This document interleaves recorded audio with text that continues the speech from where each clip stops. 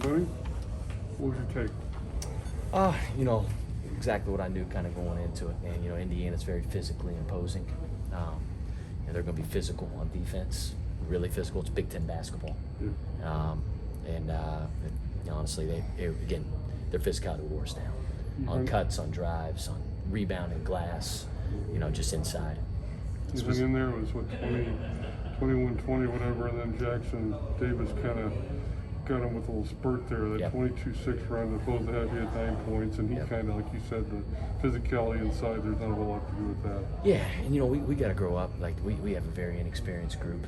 We're trying to figure out what wins in college basketball.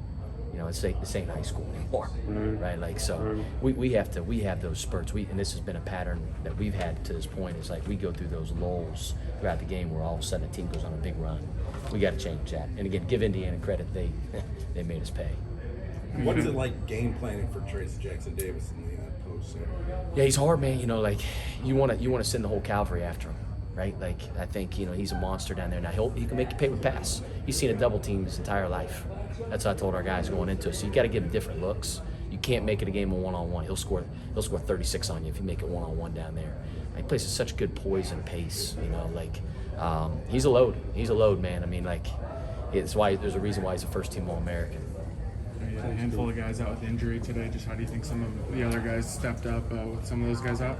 Yeah, we're trying to figure it out, man. Again, we're never going to use that as an excuse. Listen, Indiana's phenomenal. They won the game, but we got some freshmen trying to figure some things out. We have some walk-ons we're playing, and they play hard. Listen, they're going to try. I thought we fought. Again, like I said, it's physically just kind of got worn down as the game went on. How do you kind of tame your younger guys when a game kind of starts to slip away there? Yeah, you got to execute your way out of trouble. That's what you got to learn at this level. It's not about, hey, making a shot, or I got to take a weird shot. We took some really bad shots during that run that led to runouts for Indiana where we couldn't even get our defense set. And they got to learn we got to execute our way out of trouble. Keep showing them film, keep teaching them. And we got really good kids. They're great kids. They want to win. They just got to figure out how to win.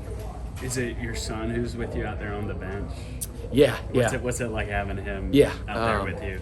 Yeah, he had a blast, man. Yeah. Winston, I almost checked him in the game at one point. He's pretty good. He's pretty good now. NCAA can't create a violation for me on that. He's my son. But no, he had a blast, man. Again, be able to be here where obviously the Pacers play. We went to the Pacers game last night versus the Magic. And then, Indiana, I told him how historic, obviously, the program is. He knows, man. Indiana's a big-time program and got a lot of respect for everything that they do. Good job, Coach. See you, Travis. Good seeing you. What was it like coaching against IU after actually coaching here back in the day? Yeah, so I had some bad memories of this place. The last time I've been in here was when the Blake Hoffarber shot in the Big Ten tournament when he had the shot at the buzzer with, I think it was 1.5 seconds left in the game. Tough shot. But Indiana's a great place. Listen, I was an Indiana fan. And one of my first memories of life, quite honestly, was watching the 1987 National Championship game. And again, it's a historic program, man. And I'm glad Coach Woodson's doing a phenomenal job with the program. Love seeing what he's building. But it was an awesome moment for me to get back home, see my family and friends, and bring my son. I guess what's something you think your team can build off of from this game? Yeah, I did think we executed the game plan, especially early, right? And so that was good. That's growth, for us, and because we got to take baby steps. Listen, we haven't won in 16 years in Miami. It's been a long time, and so I knew that before I took the job. Listen, we got to get the foundation right. We got to get the culture right. The talent will come with recruiting and stuff. So, but our culture is getting there, and I thought our guys really kept our defense really tight. I wanted Indiana to shoot 20+ threes. That was a goal of mine. They ended up shooting 21, and they made 7 of them. But again, they just dominated too much around the rim. Yeah, you guys went zone to start off, and then seemed like you guys kind of shied away for that, even though Indiana started off slow from deep. Was that part of the game plan, or? So it was actually, man, now it looked tight. It looked like a zone because we were so tight. Right. And, I think part of it was, man, they just got us on the glass. They got us in when they went on their run late in the first half, they got us in transition. When, like I said, a couple bad shots led to run-outs, some dunks. And then there'll be some highlight reel dunks with the way Indiana can get up there and jump, boy.